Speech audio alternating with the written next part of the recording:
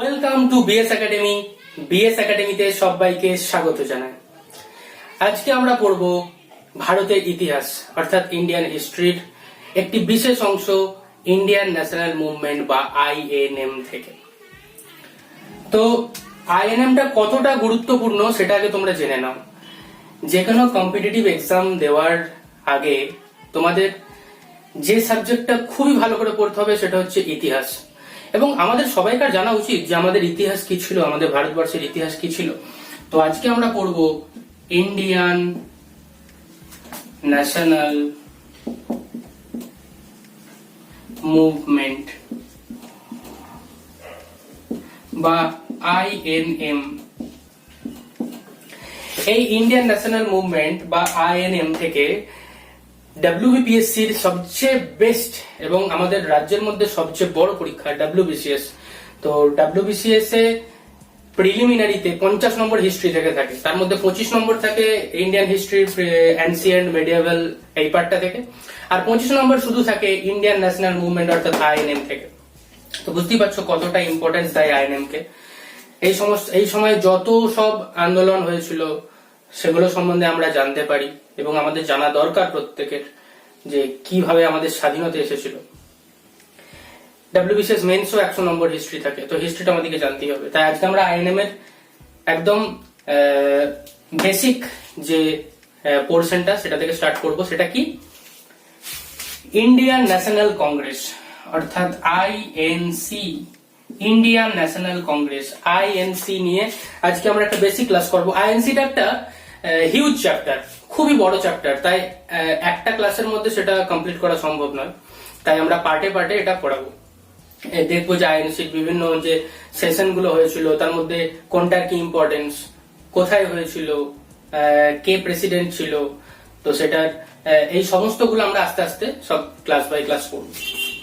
তো আজকে আইএনসির আমরা একদম বেসিক পার্ট থেকে শুরু করব। তো ফার্স্টে আমাদেরকে কি জানতে হবে যে ইন্ডিয়ান ন্যাশনাল কংগ্রেস অর্থাৎ জাতীয় কংগ্রেস এটা আসার কি প্রয়োজন ছিল, কি দরকার ছিল ইন্ডিয়ান ন্যাশনাল কংগ্রেস প্রতিষ্ঠা করার, কেন জাতীয় কংগ্রেস প্রতিষ্ঠা হয়েছিল। তো প্রথমে জানি যে আইএনসি প্রতিষ্ঠা করেছিলেন কে? Alan Octavian Hume. আমরা সবাই এ ও হিউম নামে চিনি। অ্যালান অক্টাভিয়ান হিউম বা এ ও হিউম, ইনি প্রতিষ্ঠা করেছিলেন ইন্ডিয়ান ন্যাশনাল কংগ্রেস। কে ছিলেন উনি? উনি ছিলেন একজন ব্রিটিশ সিভিল সার্ভেন্ট। উনি ছিলেন একজন ব্রিটিশ সিভিল সার্ভেন্ট। তো উনি আইএনসি কেন প্রতিষ্ঠা করতে গেলেন? এই প্রশ্নটা তো সবার আগে আসবে মাথায়, যে একজন ব্রিটিশ তিনি ইন্ডিয়ান ন্যাশনাল কংগ্রেস প্রতিষ্ঠা করছেন, ভারতের একটা জাতীয়তাবাদী প্রতিষ্ঠান, একটা অর্গানাইজেশন সৃষ্টি করছেন। কেন? কেননা উনি ভেবেছিলেন যে ভারতবাসীর মনে ব্রিটিশদের বিরুদ্ধে কি রকম মনোভাব বা তাদের ভেতরে 1857 মতো সিপাহী বিদ্রোহের মতো কোনো আরো বড় সড়ো বিপ্লবী মনোভাব আসছে কিনা এগুলো জানার জন্য। তো তিনি ভাবলেন যে ভারতবাসীদের নিয়ে মানে কয়েকজন যারা একটু নেতা গোছের, তো সেই সমস্ত যারা নর্মাল সাধারণ মানুষের রিপ্রেজেন্টেটিভ হিসেবে কাজ করবে এরকম কয়েকজন মানুষদের নিয়ে, প্লাস আমরা তো থাকবোই, দিয়ে একটা অর্গানাইজেশন করি এবং নাম দিই ইন্ডিয়ান ন্যাশনাল কংগ্রেস, যেটার মাধ্যমে আমরা জানতে পারবো যে ভারতবাসীর মনে ইংরেজদের বিরুদ্ধে কি কি ষড়যন্ত্র চলছে। তো 1885 খ্রিস্টাব্দে 25 ডিসেম্বর তিনি প্রতিষ্ঠা করলেন ইন্ডিয়ান ন্যাশনাল কংগ্রেস, ভারতীয় জাতীয় কংগ্রেস। তো উনি অ্যালান অক্টাভিয়ান হিউম এটা যখন প্রতিষ্ঠা করছেন তখন ভারতের ভাইসরয় অর্থাৎ ব্রিটিশ যে ভাইসরয় ছিলেন তার নাম হলো লর্ড ডাফরিন। Lord Dufferin. আমি যে পয়েন্টগুলো বলছি, যে কথাগুলো যার যার নাম উল্লেখ করছি, প্রত্যেকটা কিন্তু বিভিন্ন পরীক্ষায় আসা এক একটা প্রশ্ন, লাইন থেকে প্রশ্ন আসবে। অর্থাৎ প্রথমে আসবে আইএনসি কে প্রতিষ্ঠা করেছিলেন? Alan Octavian Hume. আইএনসি কত খ্রিস্টাব্দে প্রতিষ্ঠিত হয়েছিল? 1885 খ্রিস্টাব্দে। আইএনসি প্রতিষ্ঠার সময় ভাইসরয় কে ছিলেন? Lord Dufferin.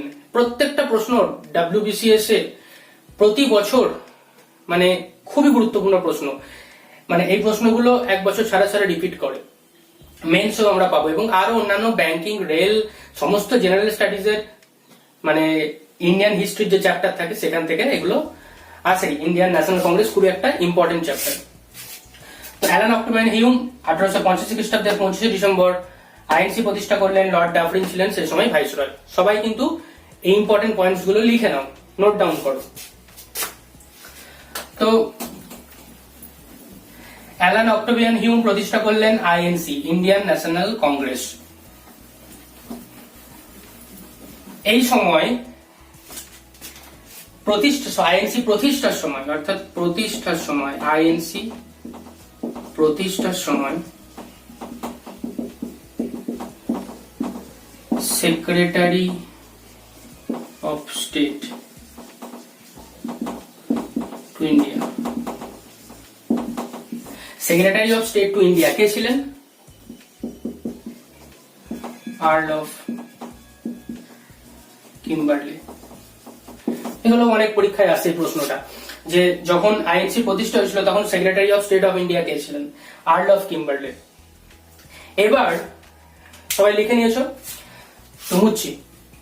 প্রতিষ্ঠার সময় সেক্রেটারি অফ স্টেট ছিলেন আর্ল অফ কিম্বারলে।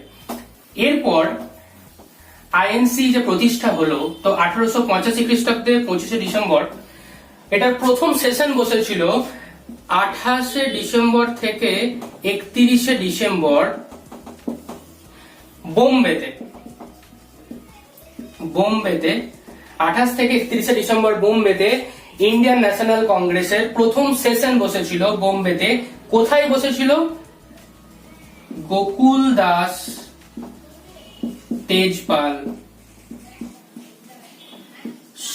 Sanskrit college. তো গোকুল দাস তেজপাল সংস্কৃত কলেজ যে ছিল তার অডিটোরিয়াম হলে 28 থেকে 31 ডিসেম্বর এটা বোম্বেতে ইন্ডিয়ান ন্যাশনাল কংগ্রেসের প্রথম সেশন বসে। তো অ্যালান অক্টোবিয়ান হিউম সবাইকে ডাকলেন যে এই দিন প্রথম সেশন বসবে। তো এটা ডাকার উদ্দেশ্য কি ছিল? তো তিনি সবাইকে বললেন ডেকে যে আমরা কেন এই জাতীয় কংগ্রেস করছি। তো উনি সবাইকে এটাই বোঝালেন যে প্রতি বছর বছর, অর্থাৎ এক বছর ছাড়া ছাড়া আমরা ইন্ডিয়ান ন্যাশনাল কংগ্রেসের সেশন ডাকবো, এবং সেই সেশনে ন্যাশনাল ইন্টারেস্ট যে ইস্যুগুলো থাকবে, মানে জাতীয় স্বার্থ, মানে ভারতবাসীর কি কি প্রবলেম, তাদের মানে পরবর্তীকালে যে ওই আমাদের স্বরাজ বা স্বায়ত্তশাসন এগুলো যে আনবো, বা আরো কার কি প্রবলেম হচ্ছে, বা তাদের ভারতবাসীর কি কি ইচ্ছা যে আমাদেরকে এই সুবিধা দেওয়া হোক, সেই সমস্ত কিছু আলোচনা এখানে করা হবে। তো এই যে ফার্স্ট সেশনটা হয়েছিল এটার প্রেসিডেন্ট ছিলেন, অর্থাৎ first president of Indian national Congress. খুবই গুরুত্বপূর্ণ প্রশ্ন, সেটা প্রথম প্রেসিডেন্ট ছিলেন উমেশ চন্দ্র ব্যানার্জি। উমেশ চন্দ্র ব্যানার্জি, ভালো করে নামটা লক্ষ্য করো, উমেশ চন্দ্র ব্যানার্জি। আমি কিন্তু ব্যানার্জি বলিনি। তো সবাইকার মনে প্রশ্নটা জাগছে যে ব্যানার্জি টাইটেল তো শুনেছি, ব্যানার্জি টাইটেলটা কি ব্যাপার? তো উমেশ চন্দ্র ব্যানার্জি উনি একজন ব্রাহ্মণ, টাইটেল দেখি তোমরা বুঝতে পারছো। তাই একজন ব্রাহ্মণ মানুষ, উনি খ্রিস্টান ধর্মে ধর্মান্তরিত হয়েছিলেন, মানে উনি নিজেই ধর্ম চেঞ্জ করে ব্রাহ্মণ থেকে খ্রিস্টান হয়েছিলেন, এবং তার টাইটেলটা ব্যানার্জি থেকে চেঞ্জ হয়ে ব্যানার্জি হয়ে যায়। এটা আমাদের একটা জেনারেল নলেজের এক্সট্রা ইনফরমেশনের জন্য জানিয়ে রাখলাম। এটা কোনো পরীক্ষায় আসে না, তবে তোমাদের জানাটা দরকার জেনে থাকলে। তো উমেশ চন্দ্র ব্যানার্জি বা ব্যানার্জি ছিলেন 28 থেকে 31 ডিসেম্বর যে আইএনসি প্রথম সেশন হয়েছিল সেই সেশনের প্রেসিডেন্ট। উনি ছিলেন প্রেসিডেন্ট। তো অ্যালান অক্টোবিয়ান হিউম আইএনসি প্রতিষ্ঠা করেছিল। 28 থেকে 31 ডিসেম্বর প্রথম সেশন হয়েছিল। কোথায় হয়েছিল? বোম্বেতে। এবার সেশন অনুযায়ী বলে রাখি যে প্রথমে কিন্তু সেশনটা হওয়ার কথা ছিল, একটু মুচ্ছি, প্রথমে সেশনটা হওয়ার কথা ছিল কিন্তু পুনেতে। ডাফরিন ঠিক করেছিলেন যে পুনেতে হবে সেশনটা। অক্টিভেন হিউমও ছিলেন এবং ডাফরিন দুজনে মিলে ঠিক করেছিলেন যে পুনেতে সেশনটা হবে। কিন্তু পুনেতে সেই সময় প্লেগ রোগ দেখা দেয়। তো সবাই জানো যে প্লেগ একটা মহামারী।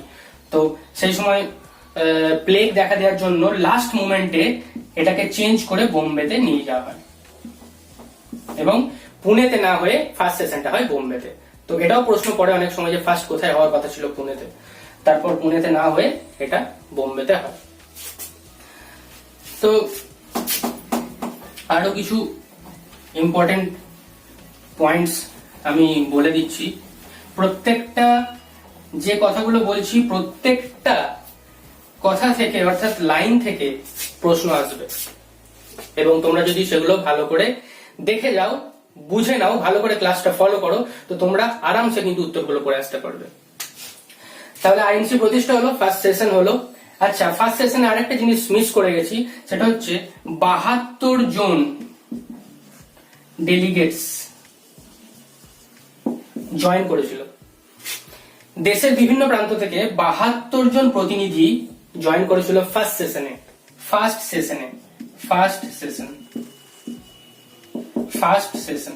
Of INC. First session of INC তে 72 জন ডেলিগেট অংশগ্রহণ করেছিল। গোকুল দাস তেজপাল সংস্কৃত কলেজে 28 থেকে 31 ডিসেম্বর। প্রেসিডেন্ট ছিলেন উমেশ চন্দ্র ব্যানার্জি। অ্যালান অক্টোভিয়ান হিউম ছিলেন আইএনসির প্রতিষ্ঠাতা। সেই সময় ভাইসরয় ছিলেন লর্ড ডাফরিন। প্রত্যেকটা খুবই গুরুত্বপূর্ণ প্রশ্ন। তো ডাফরিন কংগ্রেস অ্যাকচুয়ালি এটা বলার আগে এটা বলি যে প্রথম যে সেশনটা হয়েছিল সেই সেশনে 9টা রেজলিউশন পাস হয়েছিল। 9টি রেজলিউশন পাস হয়েছিল। ওই যে এও হিউম বলেছিল যে আমরা বছরে একবার করে মিলিত হব এবং সেখানে ন্যাশনাল ইন্টারেস্ট যে ইস্যু সেগুলো নিয়ে আলোচনা করব। তো এখানে 9টা রেজলিউশন নিয়ে আলোচনা হলো ফার্স্ট সেশনে। তো সেগুলো যখন সেক্রেটারি স্টেট ইন্ডিয়াকে কাছে ব্যাপারটা জানানো হলো, তো বলেছিলাম দেখো যে ফার্স্ট যখন জাতীয় কংগ্রেস প্রতিষ্ঠা হয় সেক্রেটারি অফ স্টেট ছিলেন আর্ল অফ কিম্বারলি। এবার যখন ফার্স্ট সেশন হয় তখন কিন্তু সেক্রেটারি অফ স্টেট চেঞ্জ হয়ে গেছেন। তখন হয়ে গেছেন স্যার র্যাডলফ চার্চিল। যখন ফার্স্ট সেশন হলো তখন কিন্তু স্যার র্যাডলফ চার্চিল উনি সেশনের সময় তখন সেক্রেটারি অফ স্টেট। তো তুমি বললে এতগুলো রেজলিউশন দেখে ওরা তো মাথা খারাপ, যে মানে আমরা ভেবেছিলাম যে ওদের মনের মধ্যে কি ক্ষোভ আছে সেগুলো দেখি, তো এখানে এত কিছু মানুষের মধ্যে তাদের চাহিদা। তো উনি বললেন এত কিছু রেজলিউশন তো পাস করা সম্ভব নয়, তো এখান থেকে কিছু আউটকাম আমাদেরকে করতেই হবে যেহেতু আমরা প্রতিষ্ঠা করেছি। তো এই যে ফার্স্ট সেশন এটার যে আউটকাম গুলো এসেছিল সেখান থেকেই 1892 ইন্ডিয়ান কাউন্সিলস অ্যাক্ট আসে। 1892 এর ইন্ডিয়ান কাউন্সিলস অ্যাক্ট সেটা আসে এবং সেখানে যে মেন আউটকামটা ছিল কাউন্সিল অ্যাক্টে, যে লেজিসলেটিভ কাউন্সিলে ইন্ডিয়ান রিপ্রেজেন্টেশনটা বাড়ানো হয়েছিল। তো ওটা এন্ট্রি করানো হয়েছিল যে গভর্নমেন্ট অফ ইন্ডিয়া থেকেও রিপ্রেজেন্টেশন যাবে লেজিসলেটিভ কাউন্সিলে। এবং আরো অনেকগুলো ছিল যে সিভিল সার্ভিস এক্সামকে ইংল্যান্ডে যেমন করা হয় ওটা ইন্ডিয়াতেও করা হবে, কেননা যারা ইন্ডিয়ানস আছে তারা লন্ডনে গিয়ে পরীক্ষা দিতে পারে না, অতটা তাদের মানে ফ্লাইটে যাওয়ার বা ট্রাভেল করার অ্যাফোর্ডেবল কস্ট তারা দিতে পারে না, অনেক কিছু প্রবলেম ছিল। তো সেটা সিভিল সার্ভিসটা ইন্ডিয়াতেও যাতে করা হয় এরকম, এবং লেজিসলেটিভ কাউন্সিলের মেম্বার্স চেঞ্জ করা হয় এবং নমিনেশনের পরিবর্তে ইলেকশন যাতে হয়, এটা যখন কাউন্সিল অ্যাক্ট পড়াবো তখন বলবো। তাহলে আইএনসির ফার্স্ট সেশন গেল, ইম্পর্টেন্ট যে পয়েন্ট গুলো ছিল সেগুলো গেল। তো এবার যেটা বলা যে ইন্ডিয়ান ন্যাশনাল কংগ্রেসের যারা হেড ছিলেন বা মেন কোর কমিটিতে যারা ছিলেন তারা 3টে পি বা কংগ্রেস ট্রিপল পি এর পলিসি নেয়। এটা পরীক্ষায় অনেক পরীক্ষায় আসে এবং এসেওছে এবং ভবিষ্যতেও আসবে যে 3টে পি এর policy 3P Congress Indian national Congress 3P policy নেয়। এই 3টে পি কি কি? তো নাম্বার 1 হচ্ছে প্রেয়ার, নাম্বার 2 হচ্ছে পিটিশন,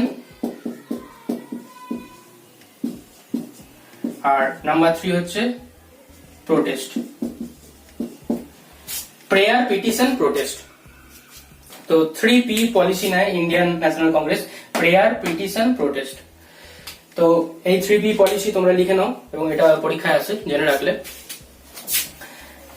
এবার কিছু ইম্পর্টেন্ট কমেন্টস এর কথা বলবো। কিরকম?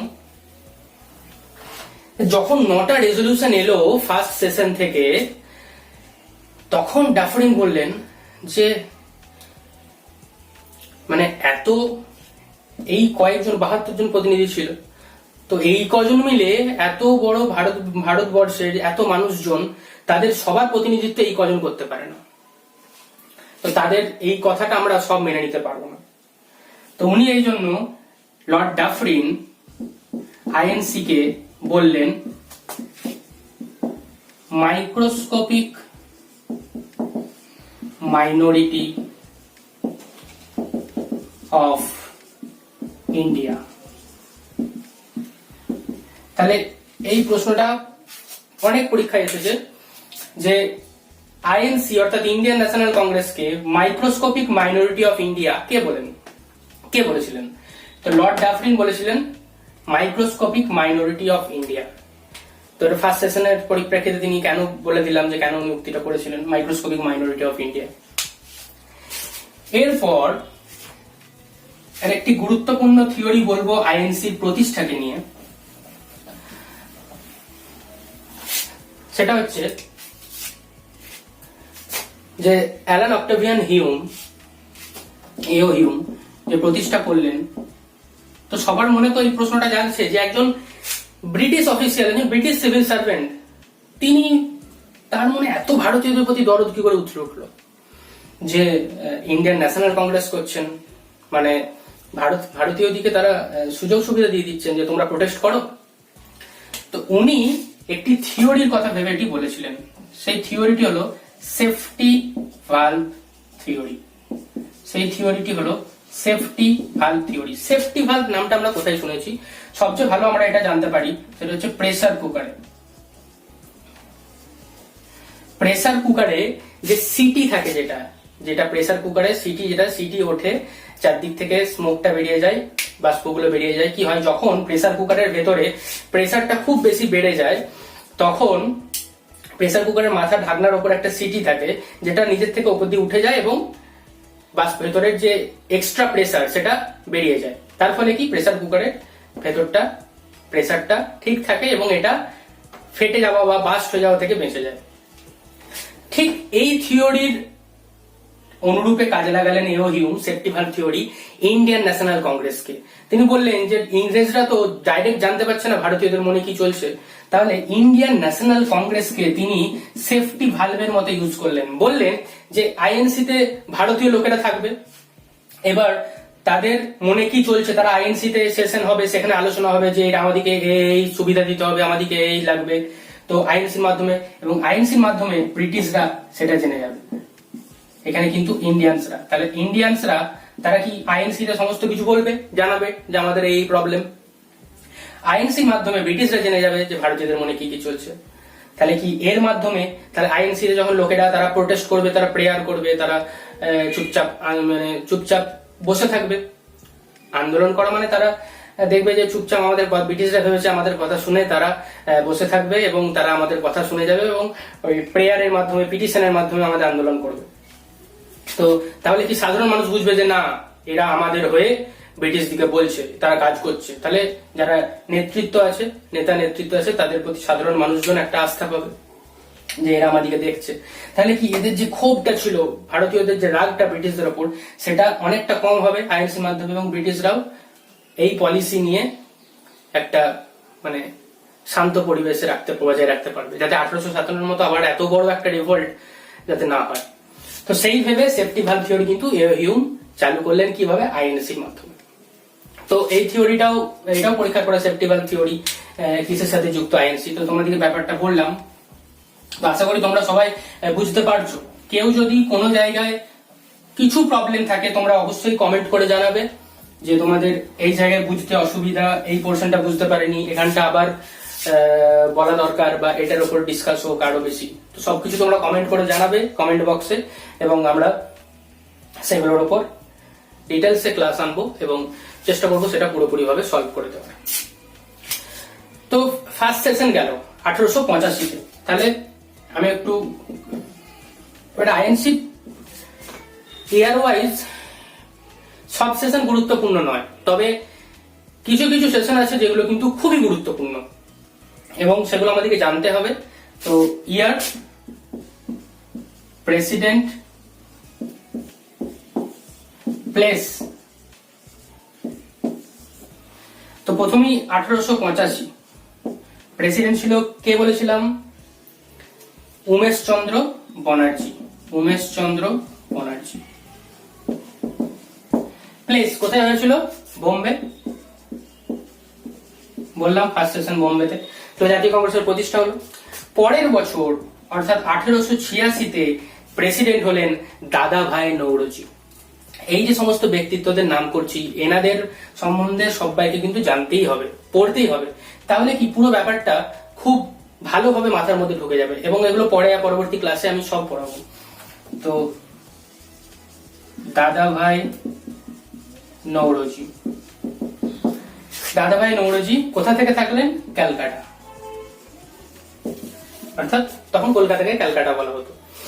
তো 1886-তে পরের বছর দাদাভাই নওরোজি ডিসেম্বর মাসে, ওরা বলেছিল, আলোচনা করেছিল যে আমাদের মোটামুটি ডিসেম্বর মাসেই সব সেশন গুলো হবে, ডিসেম্বর মাসে সব সেশন গুলো হবে, যেহেতু প্রতিষ্ঠা হয়েছে ডিসেম্বরে। তাহলে 1885-তে উমেশ চন্দ্র ব্যানার্জি বোম্বেতে, 1886-তে দাদাভাই নওরোজি ক্যালকাটাতে। তো এবার 1887-তে এলেন বদরুদ্দিন তয়েবজি। 87-তে এলেন বদরুদ্দিন তায়েবজি। উনি ছিলেন ম্যাড্রাস থেকে। তো ম্যাড্রাসে হয়েছিল বদরুদ্দিন তায়েবজি 1887-তে। তো স্পেশালিটি কি ছিল না, ইনি হচ্ছেন INC first Muslim president. INC first Muslim president. তো 1887-তে বদরুদ্দিন তয়েবজি মাদ্রাজ থেকে ছিলেন ফার্স্ট মুসলিম প্রেসিডেন্ট। তো প্রশ্ন আছে যে আইএনসি প্রথম মুসলিম প্রেসিডেন্ট কে? তাহলে অ্যান্সার কি বলবে? বদরুদ্দিন তয়েবজি। বলবে আইএনসির সেকেন্ড সেশনে কে প্রেসিডেন্ট ছিলেন? দাদাভাই নওরোজি। আইএনসির সেকেন্ড সেশন কত সালে হয়েছিল? 1886। 1886-তে আইএনসির যে সেশন হয়েছিল তখন প্রেসিডেন্ট কে ছিলেন? দাদাভাই নওরোজি। কোথা থেকে হয়েছিল? ক্যালকাটা থেকে হয়েছিল। আচ্ছা, আইএনসির যে থার্ড সেশন হয়েছিল 1887-তে, সেটা কোথা থেকে হয়েছিল? ম্যাড্রাস থেকে। কে প্রেসিডেন্ট ছিলেন? বদরুদ্দিন তায়েবজি। আচ্ছা, আইএনসির ফার্স্ট মুসলিম প্রেসিডেন্ট বলতে পারবে? বদরুদ্দিন তায়েবজি। তো এইভাবে ঘুরিয়ে ঘুরিয়ে কিন্তু প্রত্যেকটা থেকে কিন্তু প্রশ্ন আসবে এবং তোমাদেরকে করতে হবে। তো মুছে দিচ্ছি, তলার দিকে যাচ্ছি না।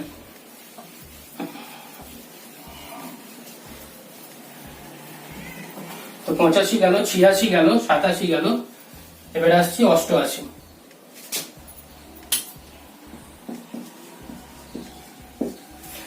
পঁচাশিতে উমেশ চন্দ্র ব্যানার্জি, 86-তে দাদাভাই নওরোজি, 87-তে বদরুদ্দিন তয়েবজি।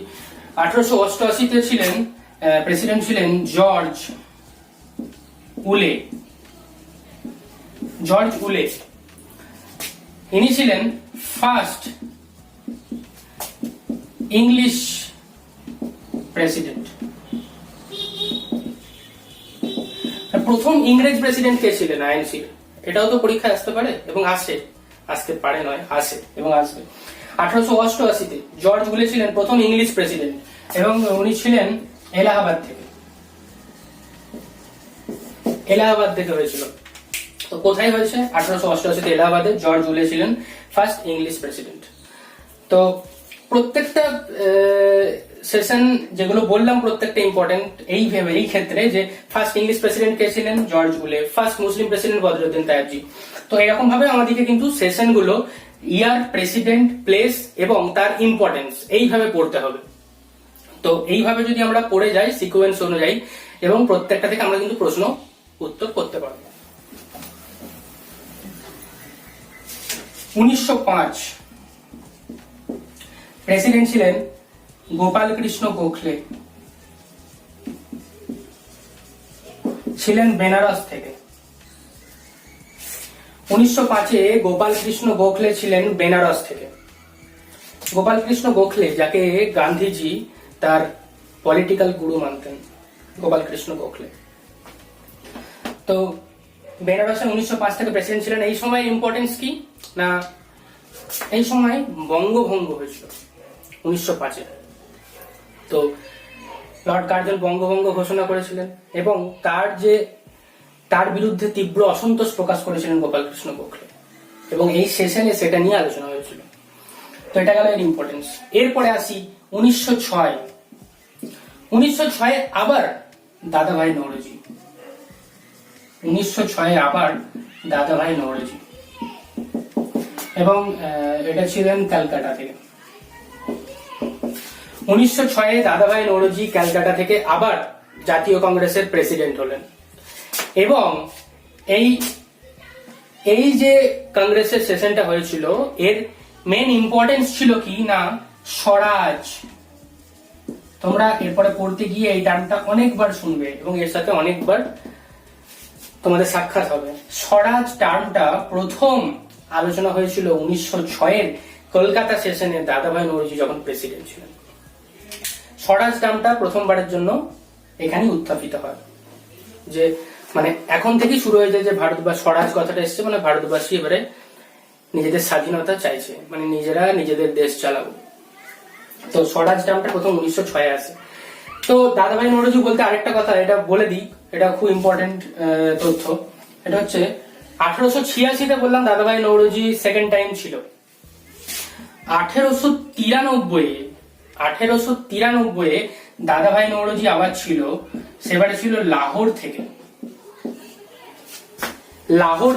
দাদাভাই নওরোজি 1893 আবার কংগ্রেসের প্রেসিডেন্ট। 1886-তে দাদাভাই নওরোজি কলকাতা থেকে, 1893 দাদাভাই নওরোজি লাহোর থেকে, আবার 1906 দাদাভাই নওরোজি কলকাতা থেকে। তো এই প্রশ্নটা আসে যে জাতীয় কংগ্রেসে প্রেসিডেন্ট হিসাবে সেশনে সবচেয়ে বেশি বারের জন্য প্রেসিডেন্ট কে নির্বাচিত হয়েছিলেন, এবং তার অ্যান্সারটা হবে দাদাভাই নওরোজি। দাদাভাই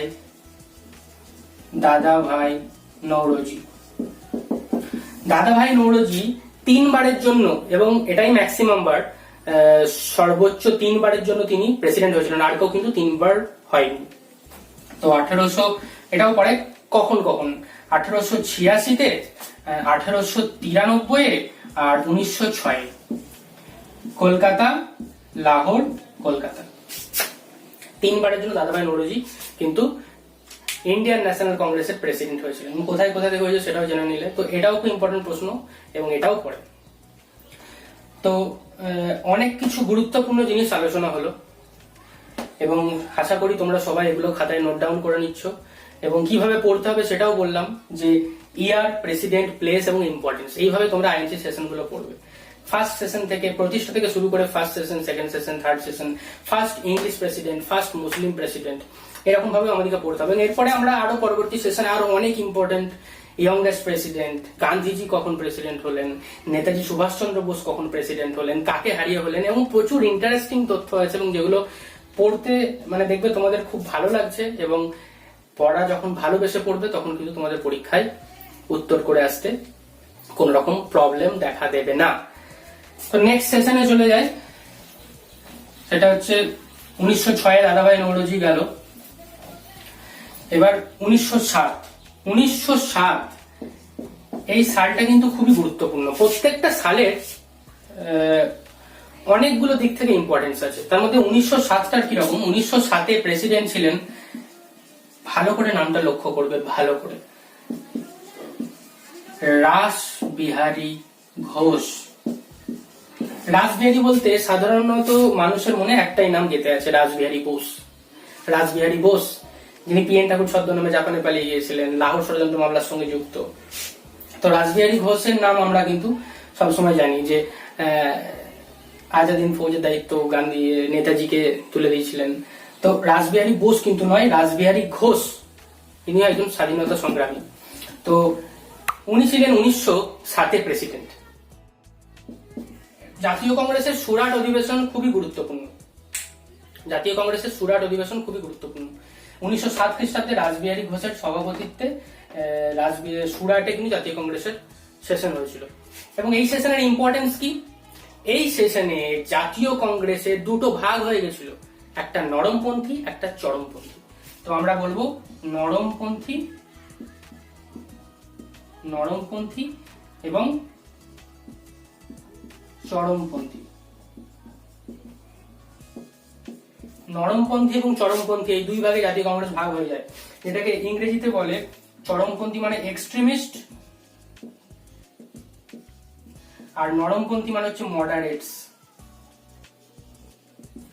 তো তোমরা এগুলো জানো যে গান্ধীজি নরমপন্থী ছিলেন, অর্থাৎ গান্ধীজির যারা অনুগামী ছিলেন তারা মডারেটস অর্থাৎ নরমপন্থী। চরমপন্থীতে কারা? বাল গঙ্গাধর তিলক ছিলেন চরমপন্থীতে, এই নামটা আমরা খুবই পাই। আরো এক্সট্রিমিস্ট অনেক ছিলেন, চিত্তরঞ্জন দাস, নেতাজি সুভাষচন্দ্র বোস, এরা চরমপন্থীতে নীতিতে বিশ্বাসী করতেন। আর গান্ধীজি, তারপর চক্রবর্তী রাজাগোপালাচারী, এরা ছিলেন নরমপন্থী বিভাগে। তো 1907টা এইভাবে কিন্তু খুব ইম্পর্টেন্ট। তো কংগ্রেসের এই প্রতিষ্ঠার এটা গেল ইতিহাস। আস্তে আস্তে সেশন ওয়াইজ ইম্পর্টেন্স আমরা জানবো। তো আজকের ক্লাস এতটা অবধি থাক। আমরা নেক্সট দিন 1907-এর পর থেকে সেশনগুলোর ইম্পর্টেন্স নিয়ে আলোচনা করব। তো কেমন লাগলো ক্লাসটা তোমরা অবশ্যই কমেন্ট করে জানাও, এবং কোন কোন জায়গাগুলোর উপর আরো বেশি তোমরা ক্লাস চাও, গুরুত্ব দিতে হবে আরো বেশি মনে করছো এরকম, সেগুলো কমেন্ট করে জানাও। এবং আমাদের চ্যানেলটি যারা এখনো সাবস্ক্রাইব করোনি তারা অবশ্যই সাবস্ক্রাইব করে রাখো এবং বেল নোটিফিকেশন অন করো, যাতে সমস্ত ক্লাসের নোটিফিকেশন তোমরা পাও। সাথে থেকো, আমাদেরকে ফলো করো। Thank you for watching and wish you all the best.